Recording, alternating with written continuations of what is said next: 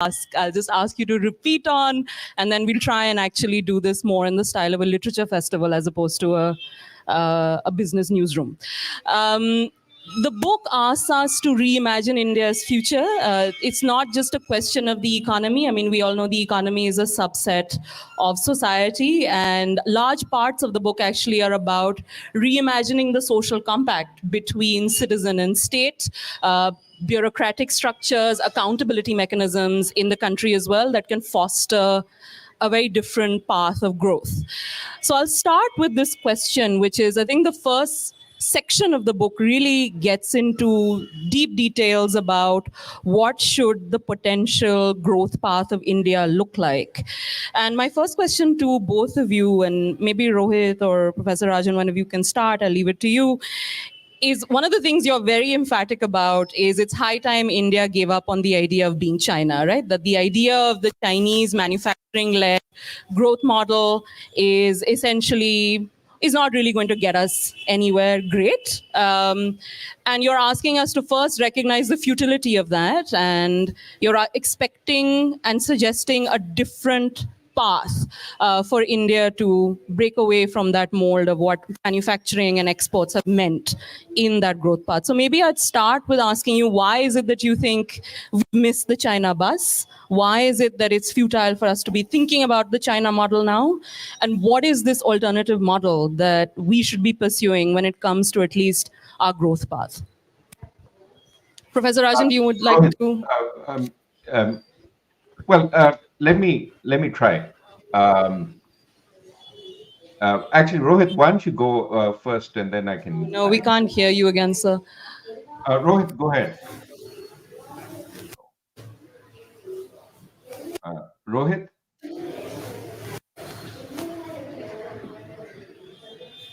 It seems you might be audible now. Okay. Actually, Rohit, why don't you start, and then I'll add on. I think it's better that you. Rohit is suggesting you start, I think. What Shrayana is asking is really the basic thesis in the part one of our book, which lays out kind of both what is, what you can regard as the cookie cutter model of structural transformation. I'll tell you in a minute what that means, and why India doesn't necessarily need to go down that route. So if you think about growth, and how countries have grown all over the world, whether it was the United States or the United Kingdom, let's say over a period of 200 years, there was a cookie cutter path. What is the cookie cutter path? It is about using surplus in agriculture, move it to low skill manufacturing, and then eventually take on high skill manufacturing and high skill services. The US and the UK did that over a long period of time. The miracle of the Chinese growth story is that it did it. The first step, which is going from agricultural surplus to low-skill manufacturing, did it in a very condensed period, about 40 years, and did it very well. What is the other part of the political part of that story is that along with this growth path, the US and the UK also gradually gave freedom to its people. So democracy grew gradually in some of the Western European countries and also Korea, which we talk about in the book. But what is an anomaly about both India and China is that China didn't go democratic much or at all, despite actually growing very quickly in a very short span of time. And India is an outlier because it was a consistent but poor democracy. And it kind of, most economists have argued, skipped this middle path of actually taking on low-skill manufacturing as the largest component of its growth engine, both in terms of the jobs that it generates and in terms of the fraction of total output in the economy. India, as all of you here, or a lot of you here may be involved in, sort of goes from agriculture surplus to both low and high skilled services. So what do we mean by that? You see people around you working in the IT sector or IT enabled services sector, especially in the south of the country. This is regarded as the services part of the economy, and India specialized in this very, very quickly, especially in the 80s, 90s, and early 2000s, and it grew to become both the largest component of India's economy, and if you combine both high-skilled and low-skilled services, so low-skilled services is your watchman, is your security guard at a mall, is a driver, is a cleaner, cook. These two combined, both the high-skilled and low-skilled services, occupy the largest component of India's economic model. What we argue in the book is that both for domestic reasons and for international reasons that Shrayana is alluding to, this growth path is both closing down quickly, globally speaking, and is also ill-suited for the kind of political and societal system that we have in India. And Raghu, if you can be audible, maybe you can comment on why globally the space is shrinking and why India is better suited for the alternate path that we suggest. Can you hear me? Can you hear me now? Can you hear me? Can you hear me? Can you hear me? 1, 2, 3, 4. Tell me when you can hear me. Not yet. So you're not audible, Raghu. Let's wait for. Otherwise, I'll continue. Is 1, 2, 3, 4, 5, 6, 7, 8, 9, 10, 11, 12, 13, 14. What the? 1, 2, 3, 4.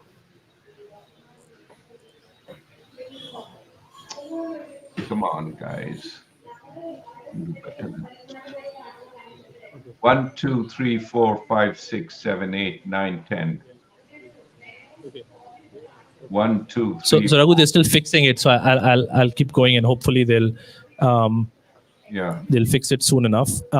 So the two aspects that I mentioned is that the space for a China-led kind of model is shrinking, because when China did it, they were not competing with India or Bangladesh or Vietnam. They were competing mostly with the expensive labor in the United States and also in Japan.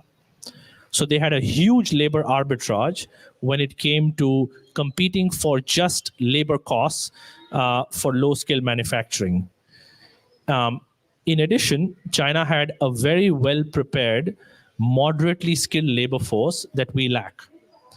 And the third reason we give in the book is that because China is not a democracy, it is able to take care of what you may call in classic economic models, unfortunately, as teething constraints you want to build a road going from Kozhikode. You don't need to take permission in China from hundreds of people whose house it will go through. You want to build a factory and want to acquire land. It's much more difficult in India than it is in China. Now, we can go into the merits of why this is essential in India and so on. But these are the three broad reasons why China was successful in this model, and for India, it's much harder. India today is competing in a different geopolitical scenario. And the other set of reasons that we give in the book is that India is actually particularly well suited. It has already shown in the services brand of growing, and we can talk about this more. And because India has a heady start in this, and the world is opening up to the possibility of what we call in the book a globalization of services, as opposed to just globalization of products or goods.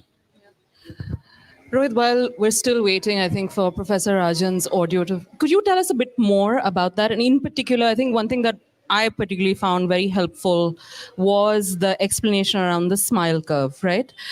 Could you tell us a bit about when we say value add and when we say that there needs to be this move towards services, frame that around the smile curve for us and explain to us what this globalization of services and value addition there means? So when you think of a product, right, all of you here use many products in your day-to-day life. Let me give you an example with respect to the smartphone. Okay, most of you here probably use a smartphone for a variety of reasons, not just to make calls. It's like our little personal assistant now. So think of how a smartphone is made. Let's take the example of Apple, which is the largest selling smartphone in the world in terms of at least the revenue and the profit. What Shrayana is referring to is the smile curve is the following. It starts from ideation. You think of the fact. Steve Jobs thinks of the fact that he wants to manufacture a phone that will have all these features inside your pocket. That's called ideation. Then there is a conceptualization, that how will that take shape? What are going to be the components? Who's going to work on what aspect of that? From there, you go into design. Okay, so how many chips are going to go into the phone? Where is the battery going to be put? What kind of camera is it going to have? What kind of microphone is it going to have, and so on? When all these things are put in place, individual parts are manufactured, right? The camera is manufactured in somewhere in the world. The chip is manufactured somewhere in the world. When all of these things are put together, you get what is called assembly, right? You put all of them together, which is what India is doing now in Tamil Nadu in the Foxconn factory. You put together the phone and it becomes the iPhone that is then shipped all over the world that you consume. But it doesn't end here, right? Once a phone is manufactured, there are all these allied services along with it. What is an allied service? Some of you may have downloaded the Kerala Literature Festival app while coming here. That's an allied service, right? Apple does various kinds of marketing, financing around iTunes, for example, is an allied app that the iPhone owns. A large part of Apple's revenue, actually, 30%, comes from just being able to control the software that allows you to download various apps on your phone. So what does the smile curve contain? The smile curve says that the largest value added, the largest amount of profit is generated by the two ends that I just described. One is the conceptualization, the ideation, and the design.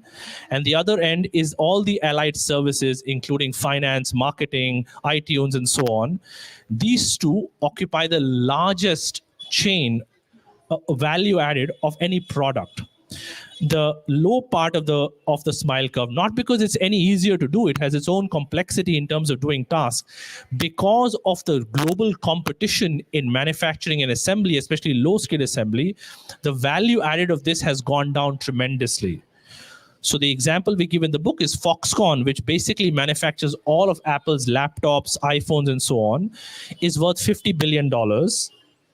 And Apple, which manufactures absolutely nothing, is worth $3 trillion. That is 60 times the value of Foxconn. So there are two reasons. One is this is where the highest profitability exists in terms of not all products, but a large number of products that we use today. The smile curve is valid in those kinds of products. And India, what we argue is that India should aspire and have the ambition to occupy these two ends of the smile curve. In addition, in many products, including for chips, we are already there. 1/5 of chip design world over is happening in India. Unfortunately, it's happening for companies that are not Indian. And so the rents are not captured by India because we don't hold the intellectual property towards it. So the question we ask is, in a direct question to the current policy environment, for example, should India be double downing, putting all its energies in chip design, or should it be putting billions of dollars of subsidies in fabrication, which is manufacturing of chips, when we clearly have a head start in the former? Can you hear I'm me going to now? wait to see if perhaps Professor Rajan can come in now. Can you hear me now? Can you hear me? We'll give it 30 seconds and Can then, you hear me? 1, 2, 3. if not, 4. I'll continue. Can you hear me? There seems to still be an issue in being able to hear him. Can you hear me? I'm not sure where but it worked earlier, right? So for 10 seconds. I don't know what's wrong. Right? Rewiring everything, but it's messing it up. I don't know if we will keep testing. Let's keep talking. One more question. Let's try one more, and then if not, then we maybe take it out again and put it in like you did earlier. Yeah. I'll just put a mic in the laptop. Yeah, I'll just put a mic in the laptop. One. Okay. Professor Rajan, we're still Can you hear me? laboring away trying to see if we can hear you. No, unfortunately, sir, we cannot. And I think Rohit's invocation of the smile curve perhaps has something to do with where we are right now. But we'll continue and hopefully we'll be able to hear you soon enough. And if not, then I guess the two of you owe me another conversation. Yes. Perhaps that's the best way to think about it. Yeah, the two of you. But Rohit, let me actually go back to what you were saying then. I mean, if the idea is, right, that I think part of the book argues, I think very emphatically that there needs to be this aspiration that needs to be reimagined. Don't just focus on low-scale manufacturing. Think about occupying that space in the services sector globally. The next immediate question then is, if you look at the nature of bureaucratic intervention right now in the economy, it's going in fairly regressive and the opposite direction, right? We're now harking back to questions around import licensing. There's again these questions about taxation retrospectively. One of the questions, and I think it's very evocative in the book, you say, spending, using the example of a semiconductor plant in Gujarat, you say 16,500 crores are being spent as a direct grant almost to this foreign company, barely creating that many jobs. And the question really is, there are perhaps trade-offs. This is nearly a third of say, the central government's education budget.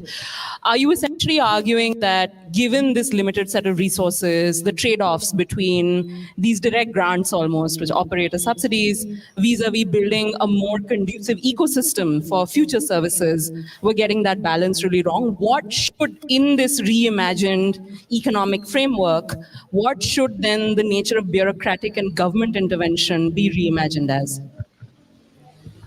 Thanks for that question. This is something which is very close to our book and our hearts in terms of how we try to reimagine. There is a sense in which, so industrial policy, what is the industrial policy? It is the idea that government can actively intervene in how policy is drafted to have both a vision and implementation in how economic growth happens.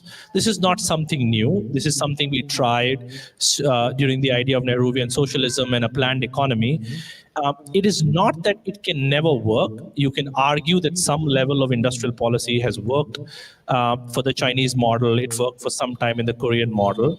But eventually, and this is what we argue in the book, if you look at it closely, both the Chinese model and the Korean model had deep seated competitiveness in one form or the other. So the Chinese model, for instance, had, even though it looks like it's a centrally controlled one-party system, actually on the ground, we quote the Financial Times correspondent saying it is almost Darwinian in how different cities and mayors are competing with each other to get firms to come to their cities. So there was actually a very high level of competition. Even people within the Communist Party were promoted purely on the basis of what growth numbers they reported for their counties and cities. So it was actually intense competition of a different kind. In Korea, they had an unusually efficient set of bureaucrats. Now you can, and I'll come to this, whether we think India has that or not. And they were very clear as to the limited period of time where subsidies will be given to certain industries, and they were withdrawn quite immediately. And even a company, and some of you may have Samsung phones with you here, as big as Samsung today, was not given support beyond cheap credit and some institutional and some infrastructural support, and was asked to compete with the whole world right away. It was not, because if it sold only to Korea, Korea is a very small population, it could not have become the global giant that it is today. Now, what Shrayana is suggesting is that there seems to be this, we would characterize it as some kind of laziness in economic policy thinking, that no, this time is different. To quote one of our former professors, Ken Rogoff, from Harvard, that somehow our state capacity now is much higher than it used to be, and now we can do industrial policy well. It's a plausible hypothesis, which we try to debunk in the book, that no, and we've already seen examples of that to effect. Many of you may have read in the newspapers that we had suddenly decided to have high tariffs on the import of laptops. Right? This is what laziness and policy thinking does. Why do we say that? Well, you might assume that by just having tariffs on laptops, we will be able to manufacture laptops in India. This may or may not happen. But what you're doing in the process is you're heavily taxing India's largest value generator, which is the IT-driven service economy. Because if your laptop gets expensive, or your computer or your desktop gets expensive, and it's not of a very good quality, all your consultants, financial experts, IT services people are getting an implicit tax on being efficient at their job. So what happens when you do a top-down industrial policy without much debate, discussion, is that you are not able to internalize any of what economists call externalities. You will not be able to appropriately benchmark that if I do this, what else will happen in the economy? And so what we try to argue is that it's not that there is no role of government in promoting growth policy, But what we're saying is that there is government is required in what we state in part 2 of the book, in a host of other things, which is in enabling public services, which is in all of you probably have an Aadhaar card now, right? Which is India Stack, which is broadly we Get refer my to. voice on Raghu was earlier. You actively changed involved everything. in What when did he you was the change? governor of the RBI in the decision that actually all the Paytms and the phone pays that you use should be allowed to go through without banks. And so this was a big decision. Once we created an enabling framework like the Aadhaar stack, we opened up so many Okay, why opportunities for don't you people to shut, build when you businesses get on me there. on, just This get is me what we on think and the then shut government should him be in the off so business of that the doing. echo is not there. And I'm just double checking with our technical colleagues that we can't still hear Professor Rajan, right? I think he's disconnected now as well. So Yeah, can you hear me? we'll continue. Rohit, let me actually pick up on this because one of the things, and I think it's actually very closely linked to the state that we're in right now. One of the things you argue as you move forward in the book is, okay, so let's build on this, right? So the first argument is this very lazy idea. We'll do the old style of industrial policy.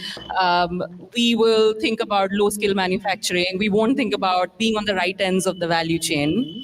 Somehow that'll help us get by. And sure, there are, I think there's that wonderful quote that says, in India grows by night, right? So this idea that, well, somehow things are working one way or the other. And yet, in a way, what you're pushing us to reimagine and think about through the book is, well, if we have to think about this other path, the focus needs to be on public services. And I know human capital plays a very important role, at least a foundational role in the way you are framing this. And deeper decentralization, changing natures of at least government accountability. We're in the state of Kerala. In a way, are you advocating the Kerala model, right? This idea that you focus on getting nutrition, getting education, getting some of these core interventions right, and that will then perhaps lead to will spur an economy forward. Your reflections on that, particularly on the human capital and the Kerala model idea piece. Yeah, one, two, three, four, five. Broadly, yes. So what One, what we two, are three, four, advocating five. is that even if you go outside the thesis that we are pushing in the first part of the book, whether which route should India kind of aspire to, whether it should be manufacturing intensive, services intensive, and so on. India's largest constraint in the next few decades is actually, despite how much we lament about this in our discussions, is not going to be roads, ports, power. We are fixing that to varying degrees in various states, in various parts of the country. It categorically will be the quality of our human capital. So whether you're aspiring to have people who can work in factories in large numbers or software engineers, there are lots of case studies in the book, and a lot of industrialists and entrepreneurs we spoke to told us that actually is a misnomer to think that Indian labor is cheaper than Chinese. It actually is if you look at value, but what economists call, if you adjust for productivity, if you adjust for skill. So even, let's say, hypothetically speaking, you're paying a Chinese worker 40,000 rupees a month, and you're paying an Indian worker 25,000 rupees a month. The Chinese worker might still be of a higher value to you because they're better trained. So this is across the board. We spoke to people who manufacture cycles, sunglasses, working in purely service-driven industries. A common lament of a lot of Indian entrepreneurs is that they don't get good engineers, which is shocking because India produces so many engineers every year. What they're saying is not that we don't have a quantity of engineers. What they're saying is that we don't have a very high quality of both, laborers all across the spectrum. So yes, in a way, what we are propagating is that I'm saying something now. India's Can you hear me? biggest challenge in the next few years, and Yeah, this has 1, 2, been, 3, and 4, 5. Shrayana has done work on this, has been exacerbated by the pandemic, is in learning outcomes of 1, our students. 2, So 3, what 4, we 5. cracked, 1, 2, 3, 4, to the 5. credit of a successive government, starting all the way from Vajpayee government to Manmohan Singh government and so on, and lots of state governments, of course, is that we kind of cracked 1, 2, 3, 4, enrollment. 5. We were able to get many or most of our children to school, but we're doing terribly in terms of their learning outcomes. And this is again true as you go up, from class 5 to class 10, all the way to even college for that matter. So if we don't fix this on a mission mode, this will always be what economists call the binding constraint on our growth. So you may have 10 constraints that you're dealing with, but what is the constraint that holds you back? In our view, it is going to be fairly and squarely the quality of our human capital. And we try to suggest various ways in which we think this can be improved. And one of the things that we strongly push in the book is two things. One is that going from a mindset of asking governments for things like, let's say transfers or grain, like things, we should be asking for services, which is what you're trying to, I think, say when it comes to the Kerala model, which is healthcare and education. And the only kind of quick solution, if you may use that word, we think is to greater decentralization. India is too centralized right now. And it's, again, not just about it too centralized in Delhi. It's even in Kerala, actually, today, it's too centralized at the capital. Governance at every stage. We have this line in the book which says that everybody loves decentralization, but only to their level. So nobody likes funds, functionaries, and functions to go beyond their control. And India desperately needs that. What the quality of your school should be should not be decided even at the state capital. Or what should it contain, whether it's a good school or a bad school, should be decided at the local level. And another thing that it's not something that we say, a lot of economists, including Yamini Iyer and a lot of people have been saying this, is that you should, along with decentralization, you should not view, and this is something, that I was shocked by when I worked in the Ministry of Finance with Raghu, is that, when you make the budget of any state or of any country or of the national budget of India, there is this sort of, I would say, a slightly derogatory term called social sector, as if this is something that we just need to give money to, whatever is left behind. What we are arguing in the book is that actually getting health and education right is not just an enabler of growth. It is actually a superb growth generator in its own right.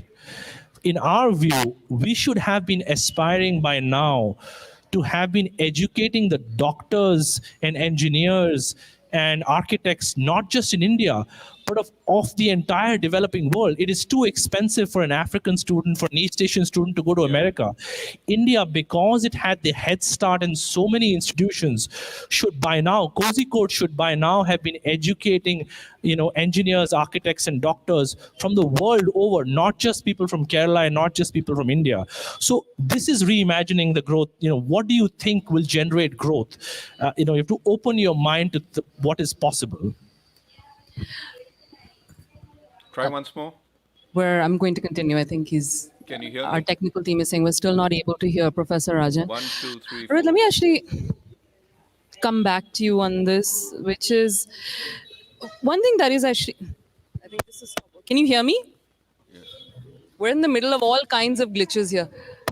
Okay, you can hear me now? Yeah. Great.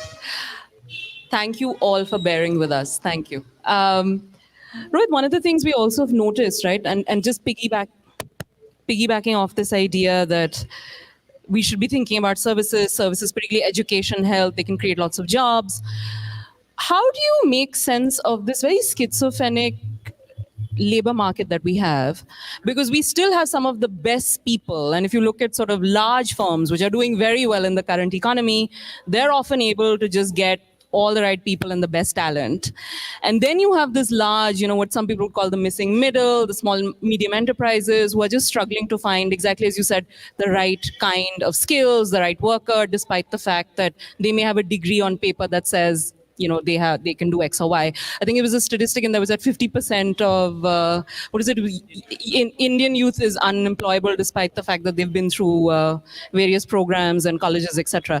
How do you start to fix this duality? I mean, this is essentially what we're seeing is it's a manifestation of some kind of duality in the labor market, where you have excellence at one extreme, and then at the other extreme you have people who just are not able to actually do the job that they get.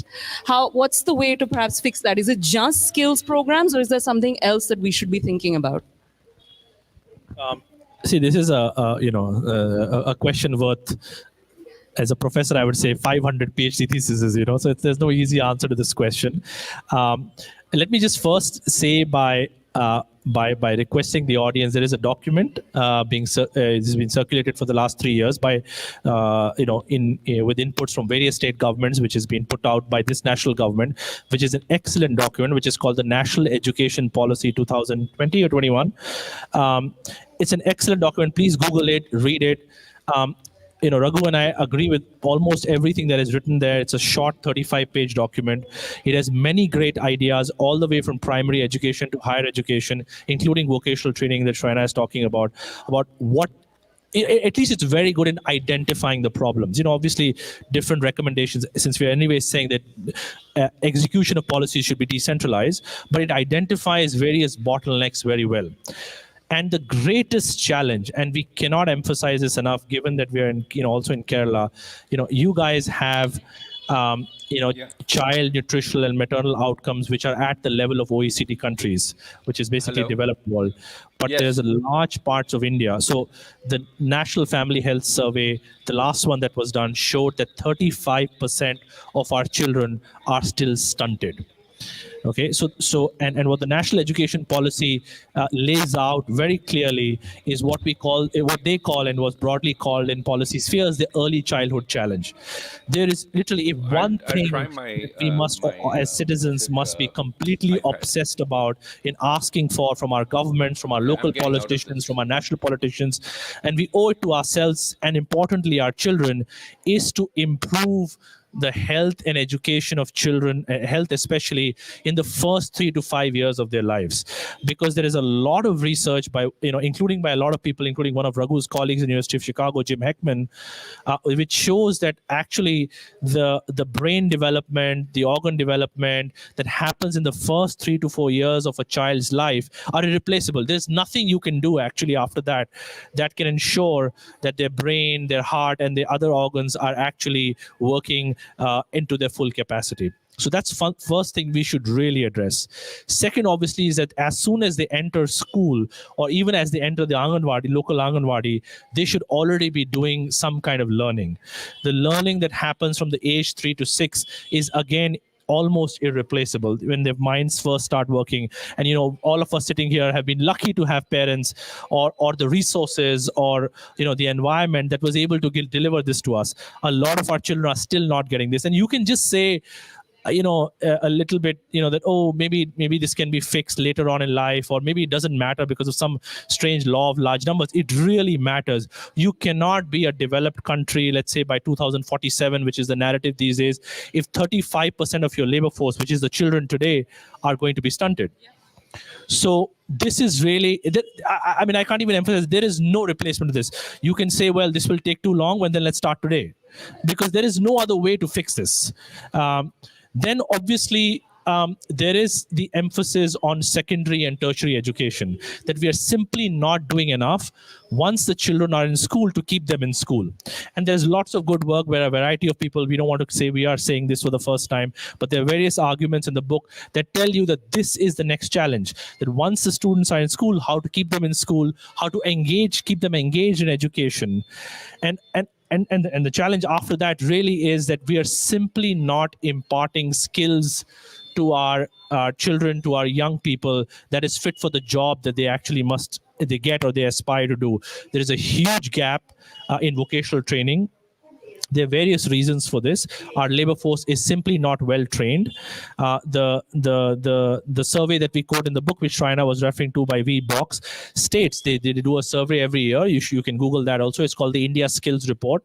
The India Skills Report 2023 says that 50% of our college graduates are actually unemployable. This is very scary at two levels. One is we're not training our labor force well enough, but also a labor force of the magnitude that is joining the Indian labor market every month. If they don't have good jobs to do, this is a potential for big social unrest that we must not underestimate.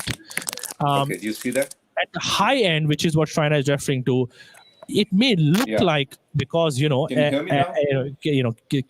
Kerala and a lot of people from Kerala live in the diaspora, a lot Indians are leading the tech firms of the world today, whether it's Sundar Pichai, Satya Nadella, the vice president of the US is an Indian American. So there are massive, large amounts of success Can you hear me stories now? of Indians.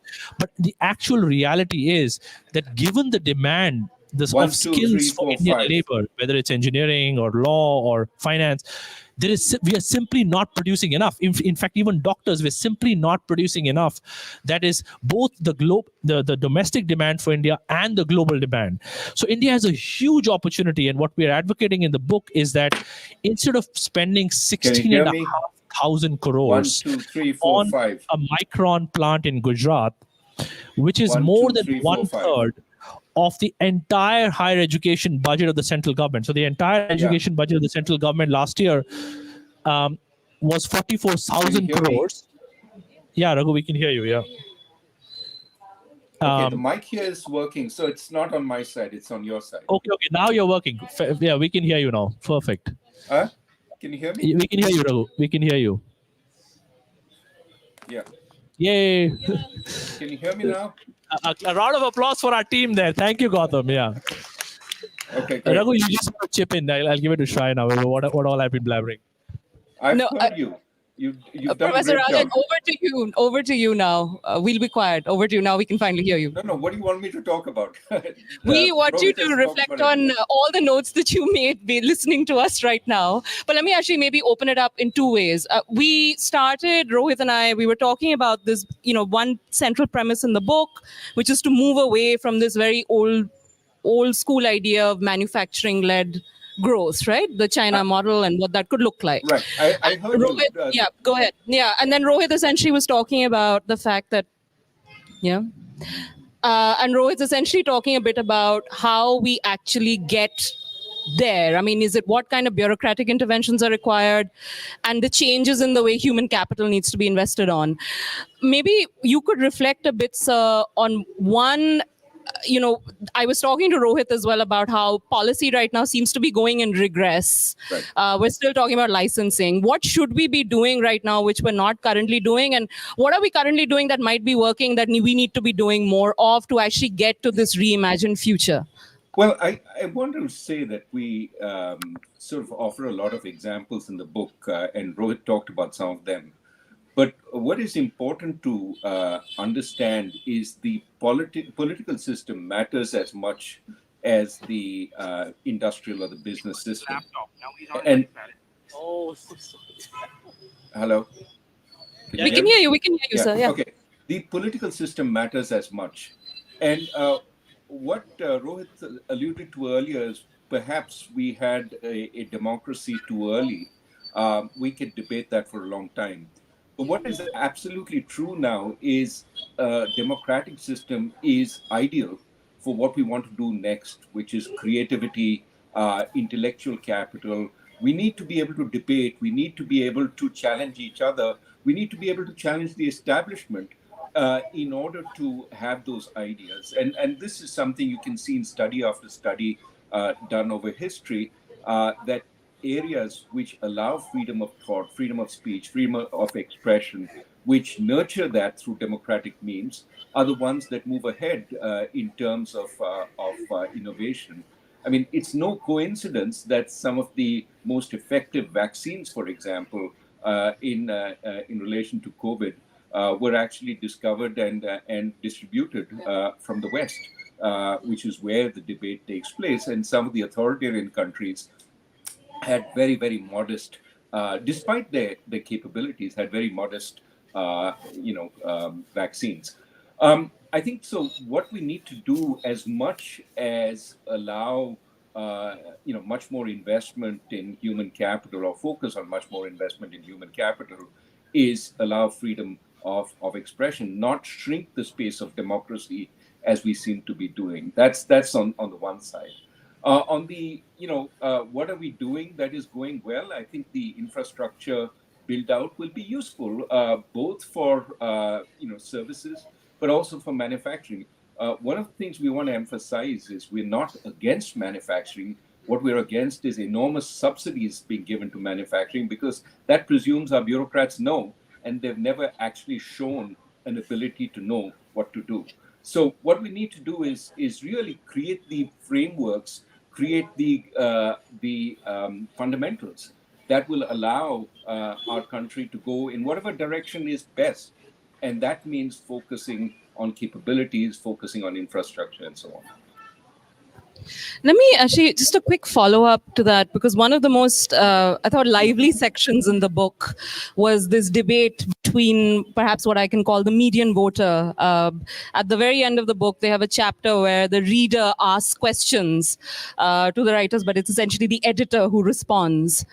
And there are actually two sections that I think really spoke to some of these questions about inclusion and creating an economy that's really open to debate and ideas. And I was wondering, actually, one, I wanted to ask both of you, how did the idea of writing this, this conversation come to be? Had you already planned it when you were thinking about the structure of the book? And what is it? I mean, when you think about where young people are right now, and I know you mentioned this in the book, stuck in the past, many of them, particularly in North India, looking on WhatsApp and inventing history on WhatsApp, that worries us, but what might be the pathway out? And maybe I can encourage one of you to read some of the conversations between the reader and editor, but perhaps start with just reflecting on how that conversation came to be, maybe tell our audience a bit more about it. I don't know if Professor Rajan wants to start. Well, Rohit can do the reading, but what we did when we started this book is we were impressed with the way Hind Swaraj was written by the father of the nation, Mahatma Gandhi, and he was basically following an old Indian tradition of trying to anticipate the argument of the critic and then responding to that. Now, of course, it's a one-sided thing because the critic asks the question and then you frame your arguments in response. But we thought that was a great device, and we actually adopted his terminology, calling himself, in this case, ourselves, the editor, and calling the critic, as you call it, the median voter, the reader. And we were trying to say, give your best arguments and let us try and respond to that. Rohit? Would you like to read? Yeah, I mean, this is Shrayana is referring to part 3 of the book, and actually Raghu and I were so excited by, when we were reading Hind Swaraj, that we thought we'd write the entire book in that format, and our editor clearly knocked some sense into our head, saying, no, only the. And I think a part of the thing is that, when I studied macroeconomics with Tom Sargent, he used to say that don't just critique a model. Give me a model to beat a model. So the idea was that in the first 2 sections of the book, we would lay down our model, and then we would have, as Raghu said, in the true Indic tradition, a dialogue where we respect the critic. Right? The critic also means well. It's not, we're trying to give as much, and trying to have the best version of their argument, and then try to say what is our response to it in terms of our model. So once we've laid down our model, we're saying, okay, this is, given that you've read our model, this is our response to, as Shrayana is suggesting, the various questions which are in the air these days, both with respect to all 3, economics, politics, and society. So that was the attempt. Would you like to read? Sure. Yeah. We're taking this opportunity to get perhaps both Rohit and Professor Rajan to read a few sections. Since this is a literature festival, we thought it might benefit from hearing you. And then I have one last question, and then we'd like to open it up actually to the audience, since we can now hear all of us. So we have this part, which I think a lot of, which will concern a lot of the youth, which is where the critic says, I have one more question on the economy. You say that we are doing really badly on jobs. So one of the arguments in the book is that we're not generating enough jobs. Then why are the youth not mobilizing and protesting more if they're so unhappy? Surely you are wrong. And we respond by saying, do you remember the protests by the youth when the army introduced the Agnipath scheme in the summer of 2022, or when the irregularities were reported in hiring in Indian Railways in January 2022? Even the farmers' protests in the winter of 2020-21 was a cry to protect their livelihoods. But no single political entity has been able to channelize the frustrations in a consistent, purposeful voice. That does not mean that the frustration does not exist below the surface. It just erupts in different ways, as for example in the current troubles in Manipur that most of you must have read in the news about, where the Métis are looking for reservations on par with the Cookies. There are other factors also at work. STN Nainan has pointed out, the RBI survey suggests that the current political leadership has managed to make the public feel that, that in quotes, even if their immediate economic situation is difficult or has not improved, they have become more hopeful about the future, end quote. This may be a political achievement of sorts, but not an economic one, for it is not backed by any fundamental improvement in the standard of living. There is also widespread hope of a government job. Despite small odds of succeeding, millions of youth are writing exams, hoping they will get into some government job. Given all the buzz around New India and the sparse statistics about the true extent of the job crisis, when they have exhausted their attempts, it is not irrational for them to conclude that there might be something wrong with themselves, not the system. Most people get just enough through free food grain and transfers to get by. But to keep them from focusing on their plight, we need distractions. Divisive issues of culture and religion are a major source of distraction, accentuated by social media and cheap data on our mobiles. Walk to any city or kasbah. Kasbah is a Hindustani word that is used for a place that is slightly larger than a village, but smaller than a city. You will see young people hanging out there with their affordable smartphones, willing away hours on the internet. Hear us out, even though we may sound like jaded uncles. Data on mobile handsets has set off a revolution in India, opening up access to business, education, and governance. But it has also come with an inadvertent consequence, dissipating the latent energies of our youth, because the outside option of jobs has not been very promising.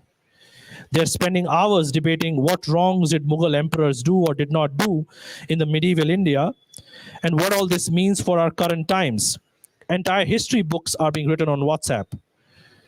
After having cracked the problem, in large part, of abject poverty, the transition to a minimally decent standard of life for hundreds of millions of our youth has not materialized. And a youth that voted for a government on the promise of Achhe Din is not mobilizing despite the disappointment, because social media is very effective at distracting them. This, however, cannot last.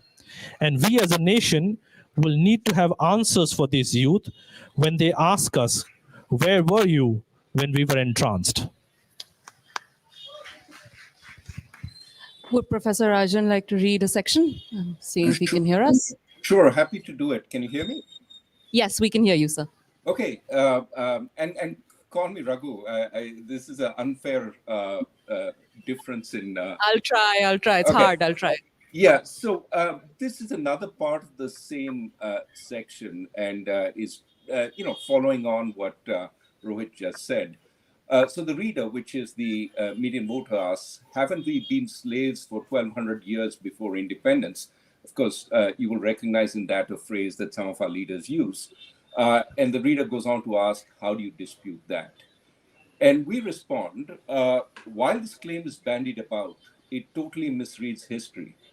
It excludes great Indian emperors like Akbar or Shah Jahan because it wants to treat all Muslims as foreigners. But it also excludes southern Hindu kingdoms like the Chola kingdoms of Rajaraja I and Rajendra I, which traded with the Khmer Empire and Song China, as well as with Arabia. It excludes the Vijayanagara Empire and the kingdoms of the Marathas. Is free India to be associated only with the periods when Hindus ruled Delhi? We should not leave the telling of history to politicians. Instead, we need professional apolitical historians. Apolitical means they do not slant the facts to support their view. Traditionally, Indian historians were left-leaning, but that trend is changing now, and different views are emerging, which is all good for looking at our history through different lenses. But whatever the historical facts, they don't justify the targeting of minorities today. There is a disturbing trend of old uncles becoming history buffs and continually spewing venom against minorities. We should understand our history, but we cannot be prisoners of our past. We need a leadership that preaches communal harmony rather than fans old grievances. Trust us, once you fan the flames of division, there is no end to the fissures that can be exploited in a land as diverse as India. And those who have preached hatred, who have espoused the cause of one community over that of another, are not credible peacemakers in a war of all against all. The greatest threat in a forest full of dry tinder is to start a fire thinking you can control it. My last question, and I'm exploiting the fact that we waited so long for Professor Rajan to be audible to extend our time a bit, and I've negotiated at least some extra time with Gautam. My last question to both of you, listening to especially that last section, are you in a way arguing, and I think this is the reading of the book, that this spirit of exclusion, of intolerance, this deification of an extremely centralized leadership, those three are actually the fundamental biggest threats to economic progress, no matter how much we talk about subsidies? And is that one of the central tenets of what you're both trying to argue? Professor Rajan? I think we are saying it's a hugely important factor going forward, that our democracy is something to be cherished and to be preserved. And any threats to it, it's up to us to fight it. I mean, we have a passage at the end of the book. Maybe I'll read. That's the last paragraphs. It says, what can we do? And it goes on, we can wait for inspired leadership that will break the mold.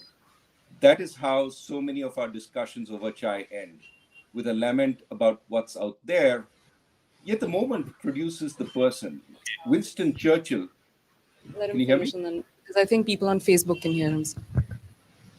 Winston Churchill, a heavy drinking racist and failed politician who switched back and forth between the liberal and conservative parties, proved to be a great prime minister during World War II.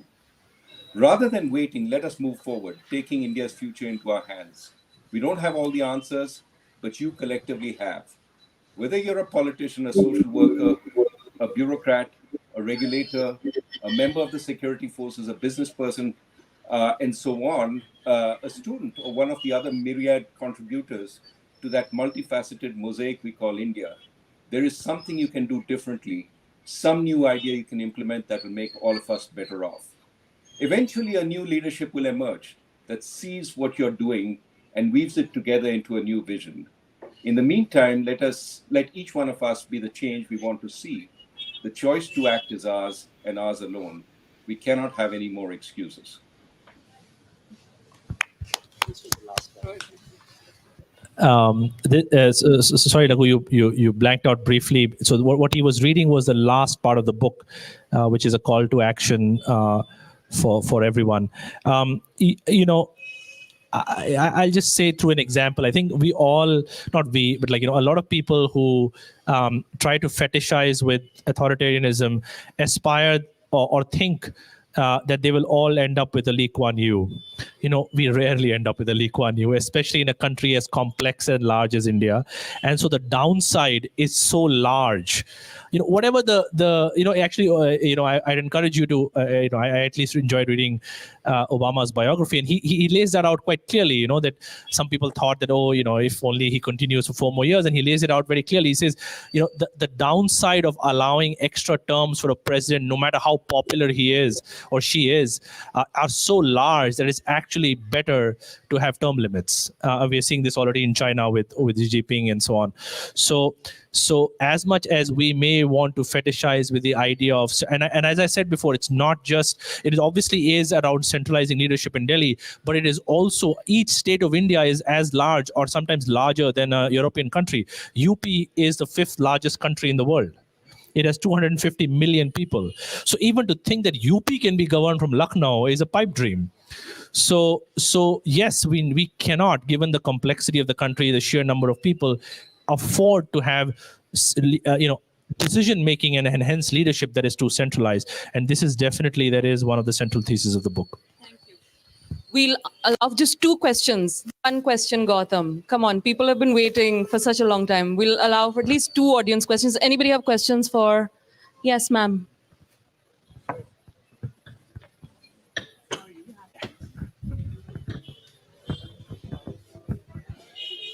Hello, thank you for that very interesting discussion. I'm a layperson, I'm not an economist. And so I would like to understand this the smile curve better. So my question is that how do you explain the disparity between the value of Apple and Foxconn, considering that Foxconn is a company which is making chips? There's obviously environmental externalities there. So is that taken into account? And if not, why? That is the first one. Should I ask? Oh, no problem. Right. Actually, Foxconn doesn't make chips, though we thought it would make chips in India. It doesn't make any chips. What it does is it puts them together, it assembles them. And so the value from that assembly is what we're talking about. That's really comparative because they're competing with the Vietnams, with the Thailands, with the Bangladeshis of the world. And that's why there's very little value added in that part of the value chain. It's not so much. I mean, the profits have been competed down, and so it's very thin margins that Foxconn operates on. What we are saying is that if you look at Apple, the competition for the stuff that Apple does is much, much more limited because it's all about intellectual property and so on. And in a sense, I think about the services versus manufacturing dichotomy we're talking about. In low-skill manufacturing, the profits have been competed away. In high-skill services, there's still enormous potential for labor arbitrage. A consultant in Bangalore costs $40,000. A consultant in the US costs $200,000. That's the labor arbitrage we should be exploiting that still hasn't been exploited.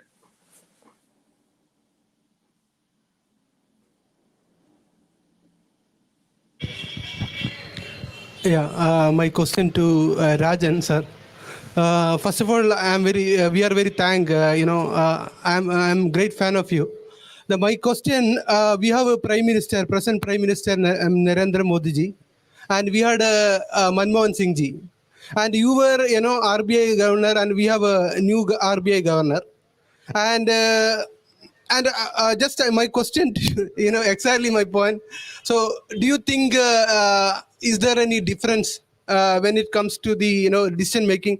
And again, this digital transformation, UPI, and the present dispensation, they are claiming that under their leadership, there is a transformation happening. In digital especially. So I want your view on that, sir. Thank you. Look, I'm both were prime ministers with unique abilities. So let me not go into each. I think that that's something that history will write about what Dr. Manmohan Singh's strengths were and what Mr. Narendra Modi's strengths are.